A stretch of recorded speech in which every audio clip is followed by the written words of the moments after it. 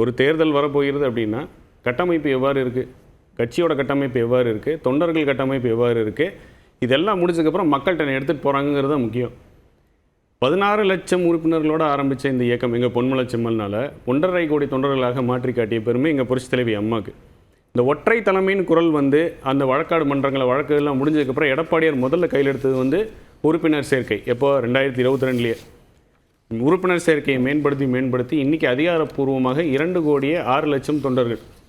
தமிழகத்தோட வாக்காளர்கள் 6.5 கோடியில் 2 கோடி வாக்காளர்கள் என்பது ஏறக்குறைய 30% வாக்காளர்கள். இதை தான் ஃபஸ்ட்டாக அவர் பண்ணார். இதை முடித்ததுக்கப்புறம் 78,000 பூத்து, 74,450 பூத்து வரப்போகிற எலெக்ஷனுக்குன்னா ஒரு பூத்துக்கும் 9 நிர்வாகிகளை நியமனம் பண்ணியிருக்கார்.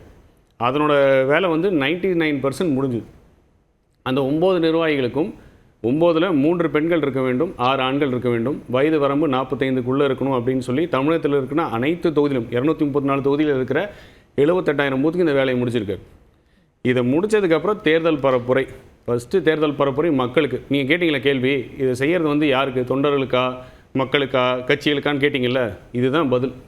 முதல்ல கட்சி கட்டமைப்பு என்னவா இருக்குன்னு பலப்படுத்தி, அடுத்து உறுப்பினர் சேர்க்கை, அதுக்கப்புறம் தேர்தலை சந்திப்பதற்கு பூத் வைஸாக என்ன பண்ணணும் அப்படின்னு, அடுத்து நம்ம என்ன சொல்ல போகிறோம் மக்களுக்கு. 4 ஆண்டு காலம் விளம்பரத்திலேயே ஓடின இந்த ஆட்சி அடுத்த 1 வருஷம் விளம்பரத்தில் ஓடப்போகுது. அப்போ நம்ம என்ன பண்ணணும், தமிழகத்தை மீட்போம், மக்களை காப்போம். தமிழகத்தை எதிலிருந்து மீட்கணும் அப்படின்னா எல்லா இடத்துலையும் எல்லா துறையிலும் முன்னணியாக இருந்த தமிழ்நாடு இன்றைக்கி எல்லாத்துலேயும் பின்னாடி தான் இருக்குது. எந்த துறையிலுமே முன்னோடி மாநிலமாக இருக்கிற மாதிரி தெரியல. மக்களை காக்கணும். மக்களை எதுக்காக காக்கணும்? சட்ட ஒழுங்கு பிரச்சனையிலேருந்து மக்களை காக்கணும். நல்லாயிருக்கும்.